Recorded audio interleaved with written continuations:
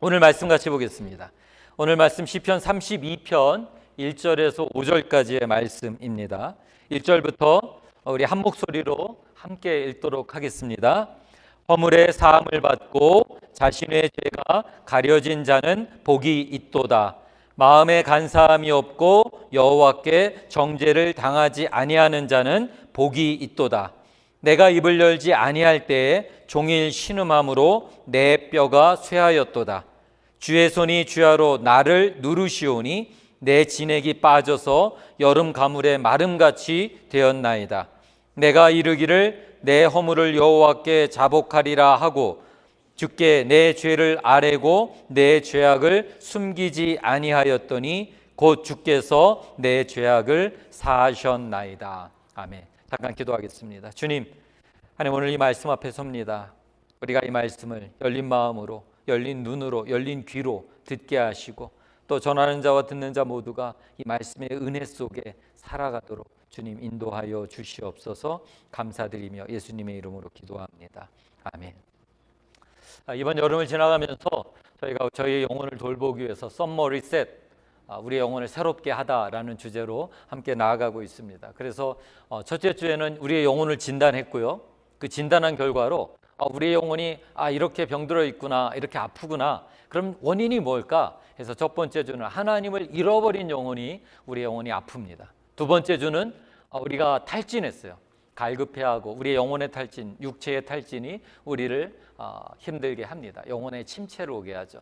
그래서 이 모든 것들을 살펴봤는데 오늘은 조금 더 나아가길 원합니다. 이제 왜 우리가 하나님을 잃어버렸고 왜 우리가 탈진하였는가, 그 근본적인 원인을 좀 생각해 보려고 합니다. 사실 우리가 몸이 아프면 약을 드시잖아요. 열이 오르면 해열제를 드세요. 또 몸에 통증이 있고 또 그 아픔이 있으면 또 진통제를 먹어서 그 통증을 견뎌내려고 하시죠.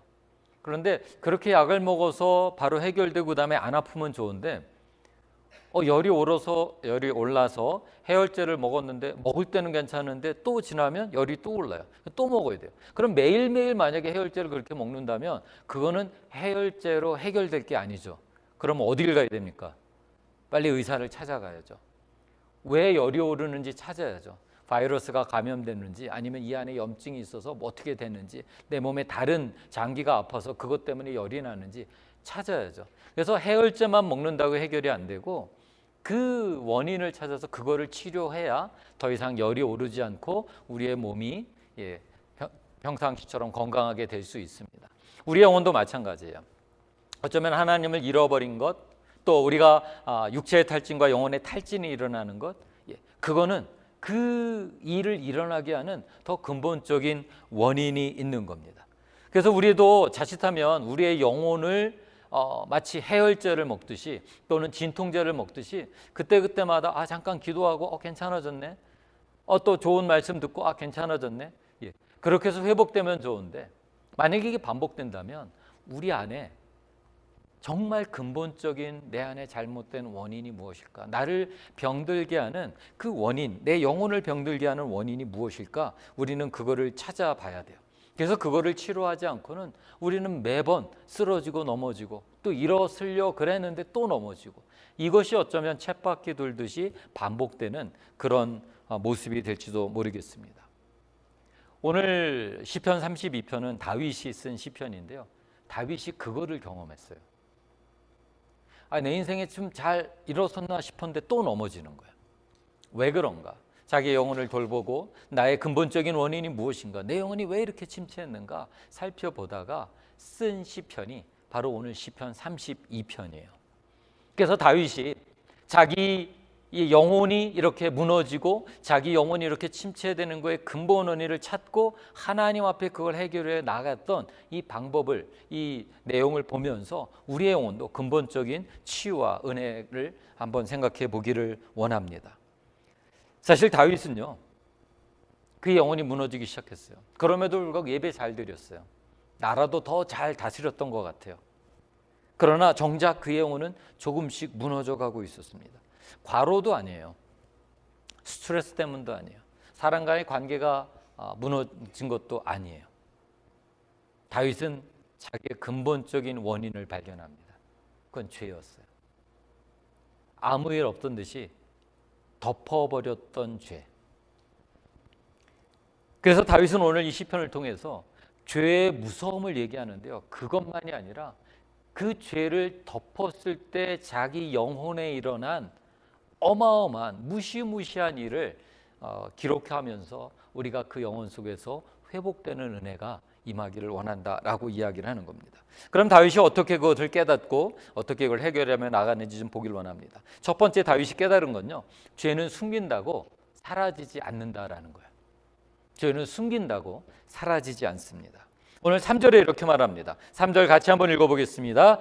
내가 입을 열지 아니할 때에 종일 신음함으로 내 뼈가 쇠하였도다 라고 말합니다. 침묵이 죄를 해결하지 못해요.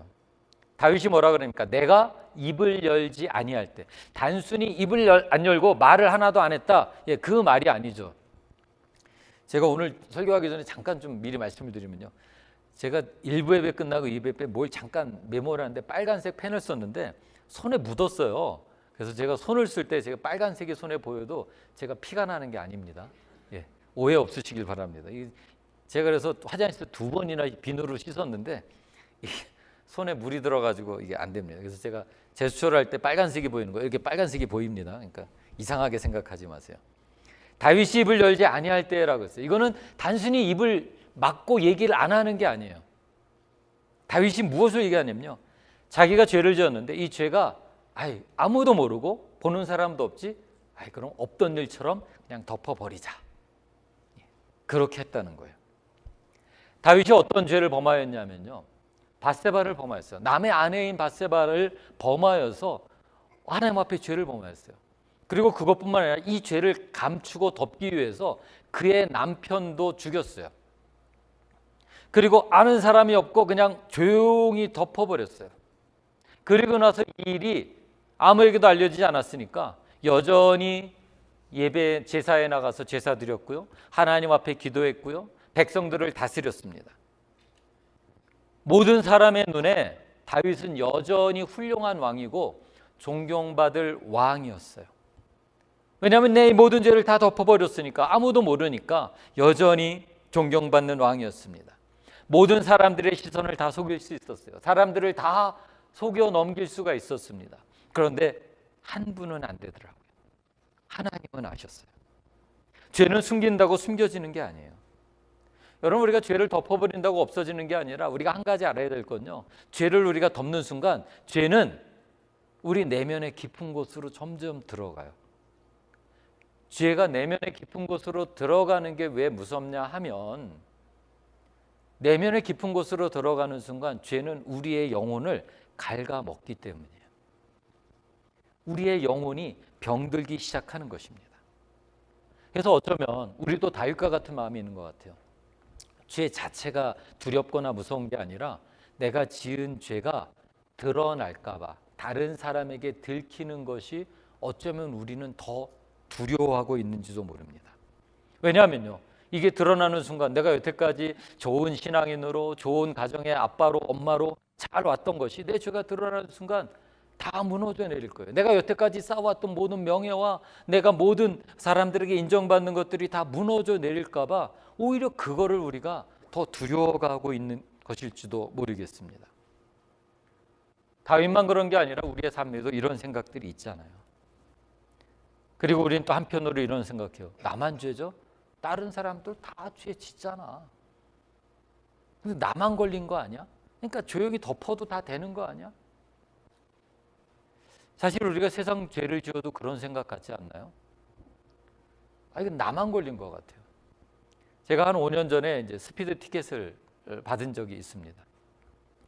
이제 저희 집에 가는 길에 이렇게 언덕이 하나 있는데 그 언덕을 한 2마일쯤 올라가면 이제 차가 힘들게 2마일 딱 올라가고 나서 다시 한 1.5마일 그리고 그 앞에 한 2마일 정도가 이렇게 뻥 뚫리는데요. 그걸 가면 이제 저희 집이 있습니다.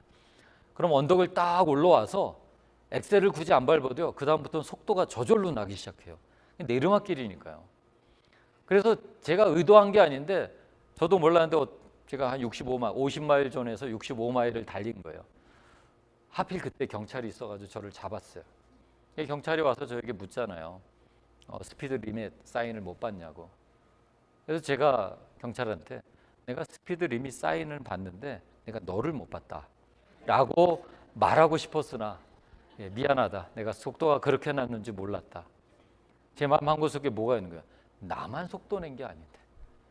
사실 조금 전에 내 옆에 지나가던 차들도 다 속도 냈어요. 근데 그 차들은 경찰을 보고 빨리 줄인 거예요. 나는 경찰을 미처 못 보고 가다가 걸린 겁니다.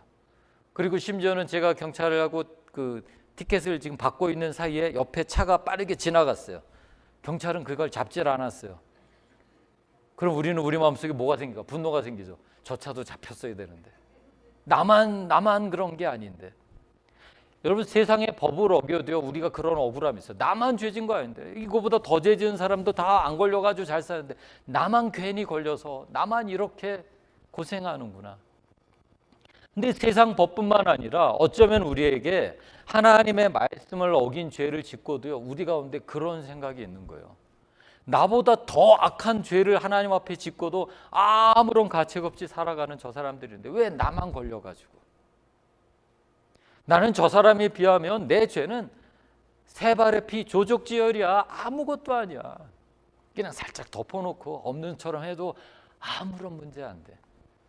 어쩌면 우리도 다윗과 같은 그런 마음이 우리 안에 있어요. 아니면 성도님 중에 지금 그렇게 살아가고 계신 분이 있을지도 모르겠습니다. 그래서 우리는 변명하죠. 합리화하죠. 그런데 우리가 기억해야 될 건요, 죄는 결코 잠들지 않습니다. 감춘다고 없어지지 않습니다.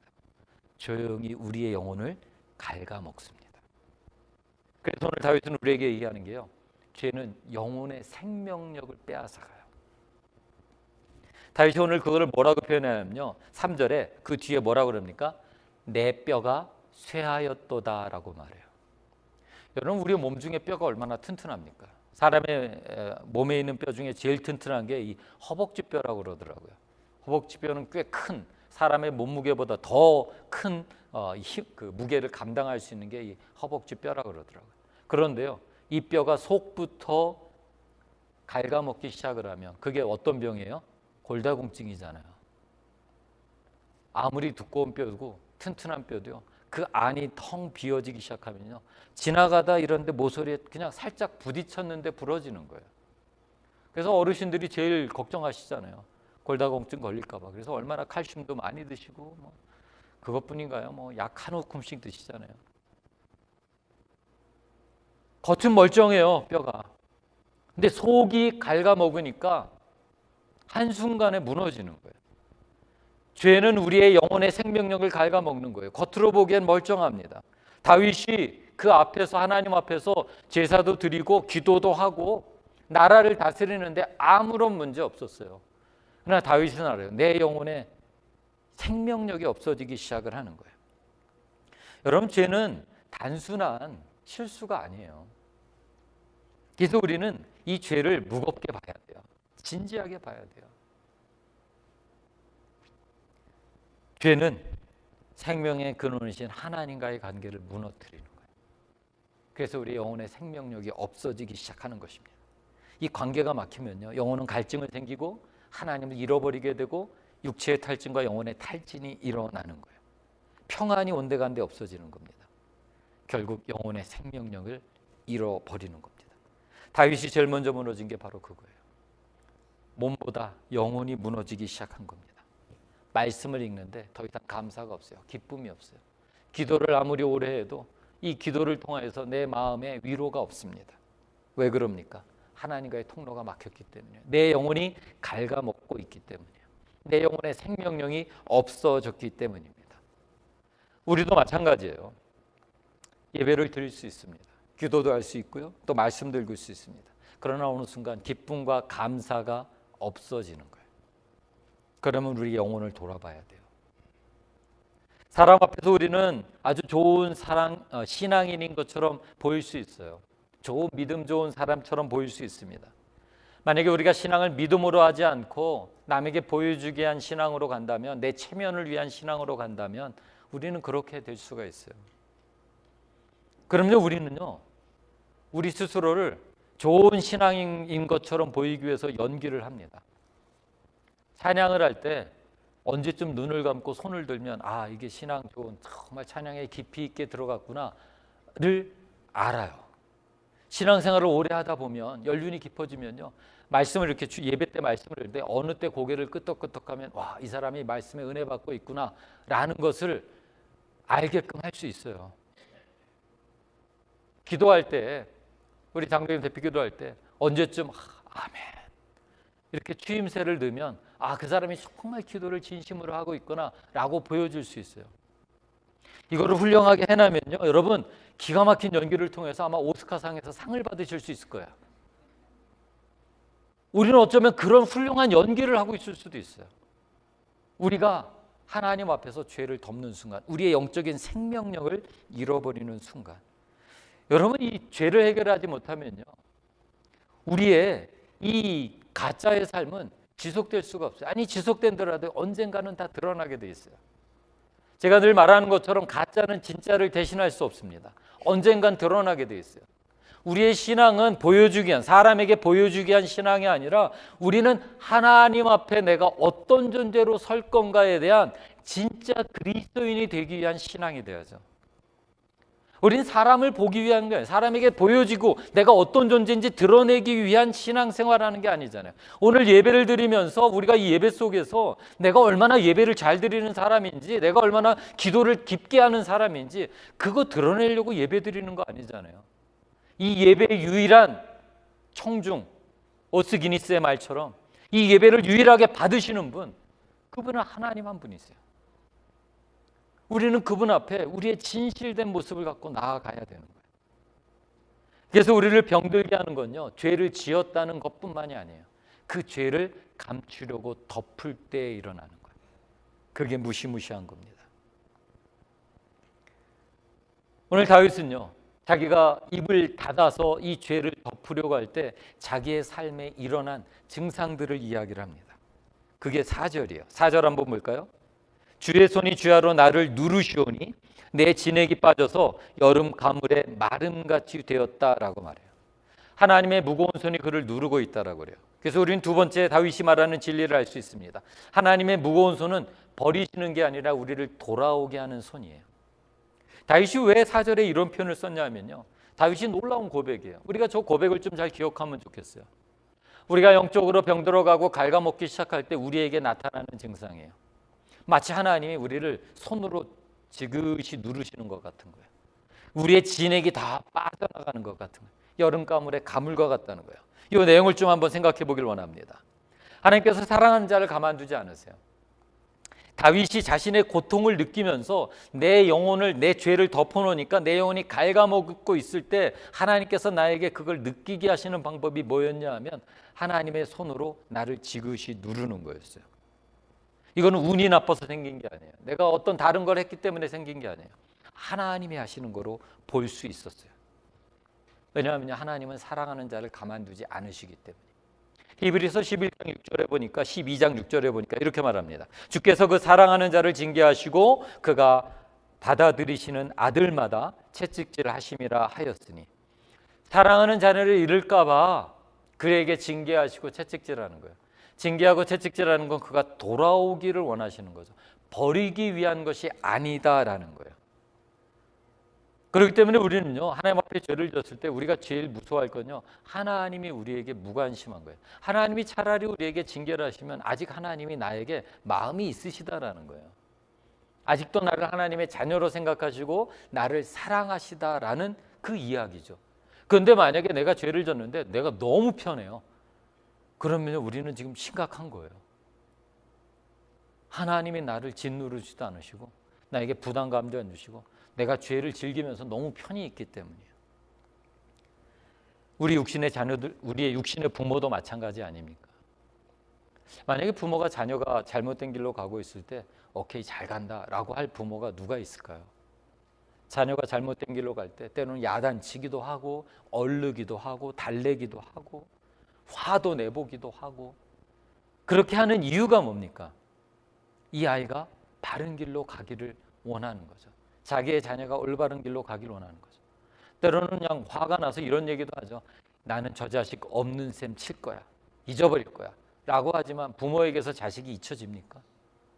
안 잊혀지죠. 또 생각이 나서 또 한번 달래보기도 하고 또 혼내기도 하고. 그게 부모잖아요. 언제까지요? 자식이 돌아올 때까지. 육신의 부모도 그런데 우리의 영원한 아버지 되신 하나님께서 그의 자녀된 자를 그냥 버리시겠어요? 하나님은 끝까지 하시는, 그걸 오늘 다윗이 표현한 거예요. 주의 거룩한 손이 나를 어떻게 한다고요? 지그시 누른다는 거예요.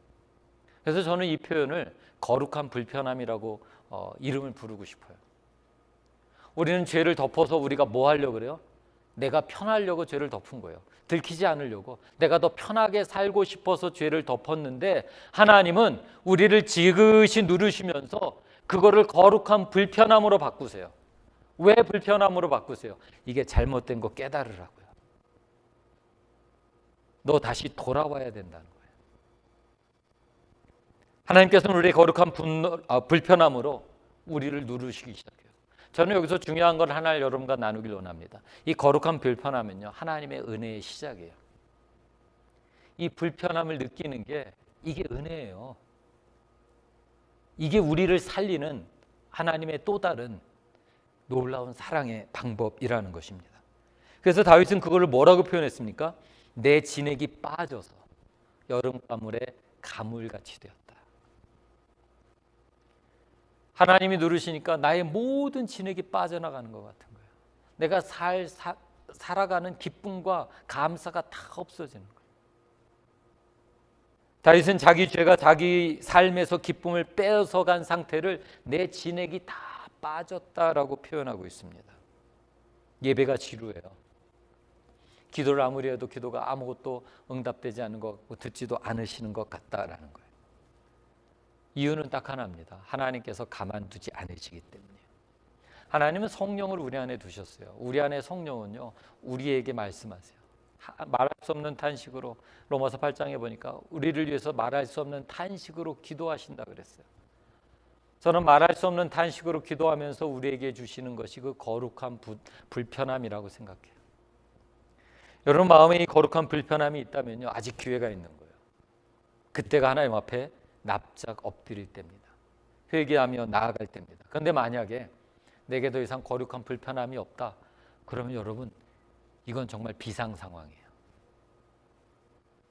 오늘 말씀을 들으면서 여러분 마음이 어떠십니까? 이 불편함이 있으십니까? 이 불편함이 있을 때 이렇게 생각하지 않으셨으면 좋겠어요. 누가 또 안환 목사한테 내 상황 다 얘기했어. 왜 또 나에 대해서 이렇게 이야기를 해? 그게 아니에요. 하나님이 여러분을 다윗이 죄를 감출 때 지그시 손으로 눌러서 거룩한 불편함을 주시는 것처럼 지금이 어쩌면 여러분에게 주신 하나님의 마지막 기회일 수 있어요. 그래서 다윗은 그것을 깨닫고 나서 이제 하나님 앞에 이렇게 변화됩니다. 숨김의 끝에서 회복이 시작되는 놀라운 은혜를 경험해요. 5절입니다. 5절을 보겠습니다. 함께 읽겠습니다. 시작. 내가 이르기를 내 허물을 여호와께 자복하리라 하고 주께 내 죄를 아뢰고 내 죄악을 숨기지 아니하였더니 곧 주께서 내 죄악을 사하셨나이다. 다윗은 여기에서요, 놀라운 고백을 해요. 자기의 죄를 여러 방면으로 다 이야기를 하고 있어요. 첫 번째는 내 허물이라고 얘기해요. 두 번째는 내 죄를 아랜다고 얘기해요. 세 번째는 내 죄악을 숨기지 않았다고 그래요. 내 죄가 이렇게 더러운 거고, 나는 이 죄를 이렇게 혐오하고, 나는 이 죄를 다시는 짓지 않겠다는 자신의 강력한 고백을 하는 거예요. 저는 이것이 하나님께 돌아오는 회개의 용기라고 생각을 해요. 여러분, 우리가 하나님 앞에서 회개하며 돌아가기 위해서는 우리가 용기가 필요해요. 그리고 결단이 필요합니다. 다윗은 자신의 죄를 더 이상 즐기지 않고 혐오하고 회개하고 주님 앞에 돌아가겠다는 그 표현을 3번이나 반복해서 하는 거예요. 내가 죄를 자복하고 내가 아뢰고 내가 숨기지 않겠습니다. 내가 얼마나 죄를 지금 혐오하고 있고 내가 이걸 다시는 짓지 않으려고 결단하고 또 결단하는지를 이야기를 하는 거예요. 여러분, 회개는 하나님이 모르는, 나만 알고 있는 죄를 고백하는 시간이 아니에요. 하나님이 모르실 리가 있습니까? 다 아시잖아요. 그래서 우리를 거룩한 불편함을 주신 거잖아요. 주님이 원하시는 건 내가 그 죄를 덮지 않고 숨기지 않고 주님 앞에 고백하고 내 연약함이 이 정도밖에 안 됩니다. 주님 나를 도와주십시오 라고 주님께 나오기를 원하시는 거예요. 여러분, 그러기 위해서 용기가 필요해요. 그래서 우리는 결단을 해야 돼요. 많은 분들이 주님 앞에 은혜를 받았다라고 하고 내 죄가 있다는 걸 깨달았다라고 해요. 그런데 그의 삶을 보면 전혀 변화가 일어나지 않습니다. 왜 그런지 아세요? 내가 변화될 용기와 결단을 내리지 않기 때문이에요. 후회는 합니다. 잘못됐다는 건 알아요. 그러나 고치지 않아요. 그래서 저는 회개라는 거를 좀 두 가지로 좀 이야기를 합니다. 전에도 한번 말씀드렸는데요. 후회라는 것과 회개라는 두 가지를 우리가 서로 헷갈리지 않았으면 좋겠어요. 제가 종종 이야기하는 게 이제 이 도로 이야기예요. 여러분, 그 콜로라도에는 북에서 남으로 내려가는 큰 하이웨이가 있죠. 25번 도로예요. 25번 하이웨이가 프리웨이가 있습니다. 그래서 만약에 여러분이 여기에서 뉴멕시코로 가기를 원하시면 남쪽으로 가야 돼요.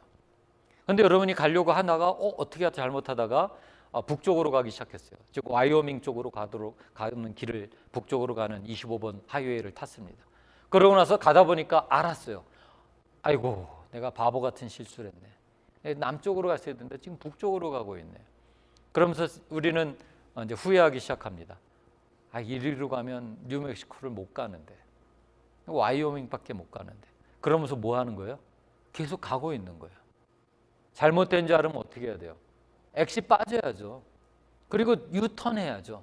그리고 다시 남쪽으로 길을 잡아야죠. 후회는요, 나아가려고 결단하지 않아요. 엑시스로 나가려고 결단하지 않아요. 그냥 아이고, 내가 잘못했네. 그러면서 그 길로 쭉 가고 있는 거예요. 그러면 변화는 일어나지 않아요, 우리의 삶에. 그런 크리스찬은 계속 그의 삶을 쳇바퀴 돌듯이 도는 거예요. 내가 하나님 앞에 잘못했다고 했는데 그 잘못이 계속 반복되는 거예요. 그래서 회개는요, 결단이 필요해요. 용기가 필요한 거예요. 유턴 하는 거예요. 돌아서는 용기가 필요한 거예요. 뉴멕시코로 가려면요, 와이오밍 쪽으로 북쪽으로 25번 하이웨이를 탔을 때 엑시스를 나가야 돼요. 나가지 않으면 뉴멕시코로 갈 수가 없는 거예요. 그래서 돌아서야 돼요. 그리고 다시 남쪽으로 방향을 잡고 가는 거예요. 그게 회개예요. 회개는 후회로 끝나지 않습니다. 결단하는 용기가 있고요. 그리고 엑시스로 나가고요. 돌아서야 돼요. 다윗은 오늘 이 성경 5절에서 그 이야기를 하는 거예요. 내가 죄를 얼마나 혐오한지를 얘기하면서 내가 주께 더 이상 숨기지 않고 다 드러내서 아뢰고 내가 돌아서겠습니다. 그때 비로소 다윗의 삶의 변화가 일어나기 시작하는 거예요. 그래서 하나님은요, 이렇게 주님 앞에 기꺼이 회개하며 나오는 자를 용서하세요. 다윗의 마지막 고백을 저희가 눈여겨보길 원합니다. 5절의 마지막에 이렇게 말했죠. 주께서 내 죄악을 어떻게 하셨다고요? 사하셨다라고 말합니다. 주께서 내 죄악을 사하셨나이다. 하나님, 회개하는 죄인에게 머뭇머뭇거리지 않으세요. 회개하며 결단하며 나오는 죄인에게 그의 모든 죄를 사하세요. 십자가 위에서 예수께서 죽으신 이유가 그 죄를 사하기 위해서 죽으신 거 아니에요. 어떤 죄로 나오든 어떤 모습으로 나오든 십자가 앞에 나와서 예수 그리스도께서 내 죄를 그의 보혈의 피로 덮어주길 원하실 때 주께서는 언제든지 그 보혈의 피로 그 죄를 덮으셔서 오늘 다윗의 고백처럼 그 죄악을 사하여 주시죠.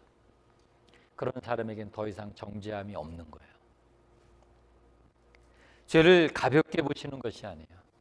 하나님은 그 죄를 용서하기 위해서 어마어마한 대가를 치르셨잖아요. 그의 아들 예수 그리스도를 십자가에서 죽기까지 하셨어요.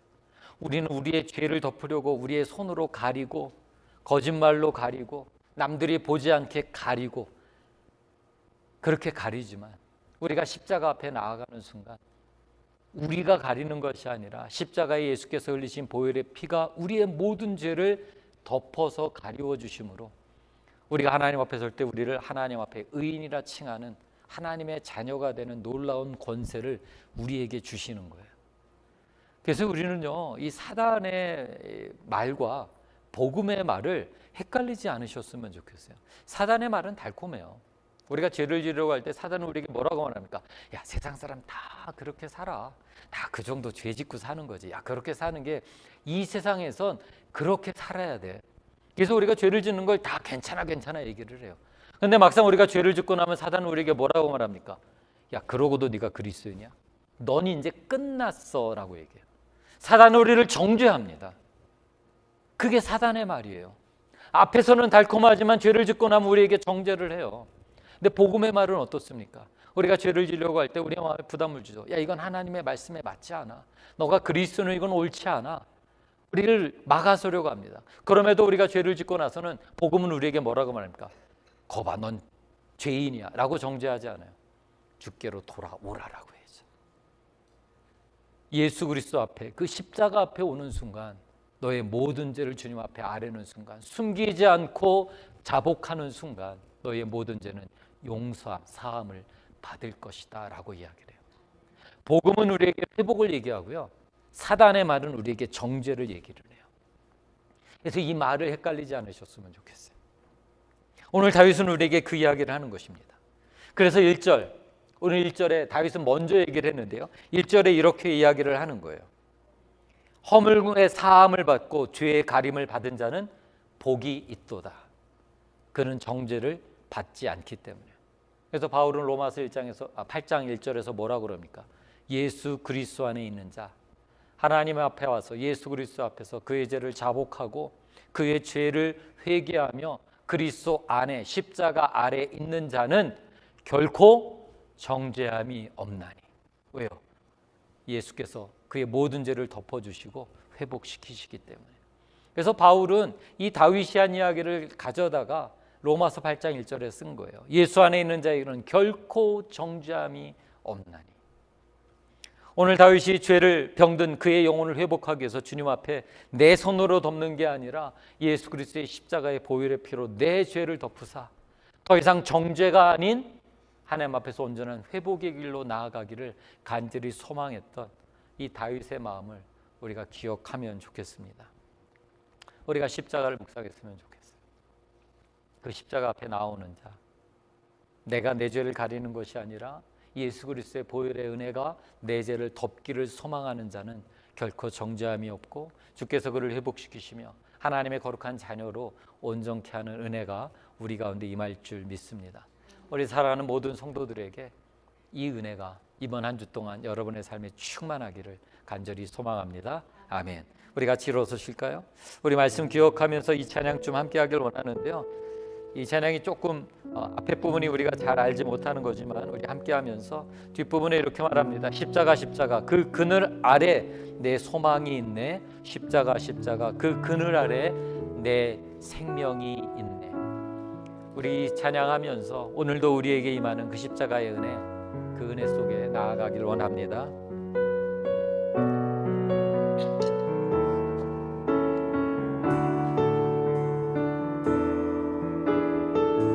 무엇이 변치 않아, 무엇이 변치 않아, 내 소망이 되며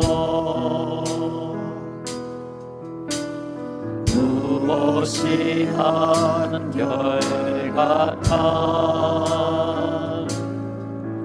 내 삶을 부리 그 하나 만족해 내 영이시며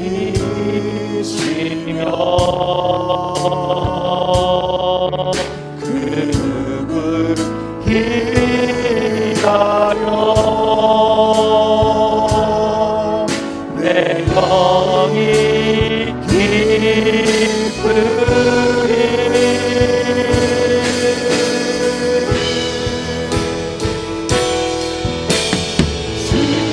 십자가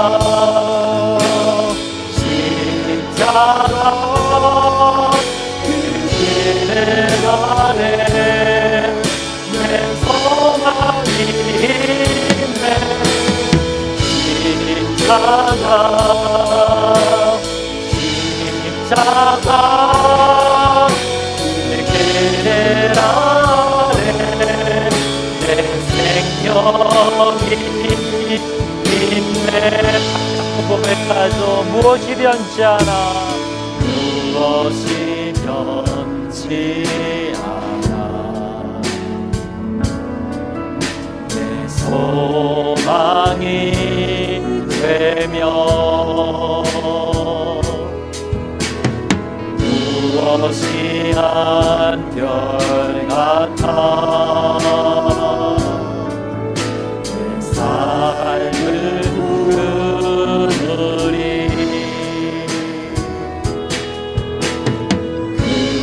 그가 날 만족해 해.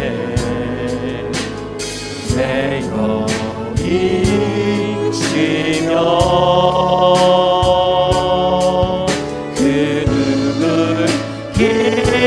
기다려. 내 영이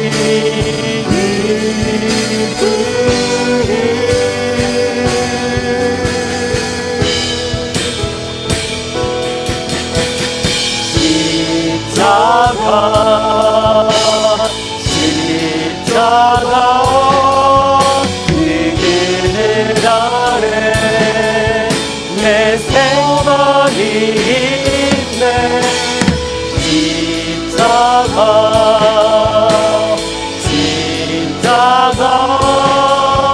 그 그늘 아래 내 생명이 있네. 십자가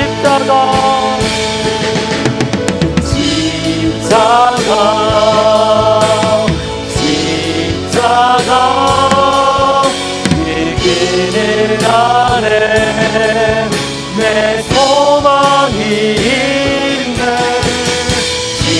십자가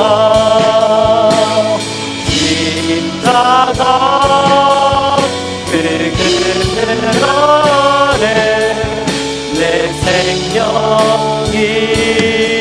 십자가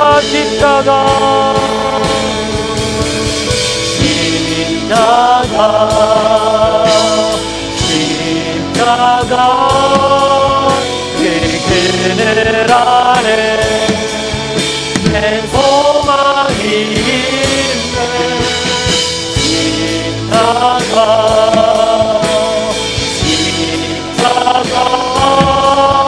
그 그늘 아래 내 생명이 있네.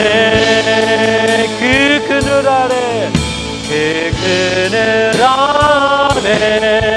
내 생명이 있네. 그 그늘 아래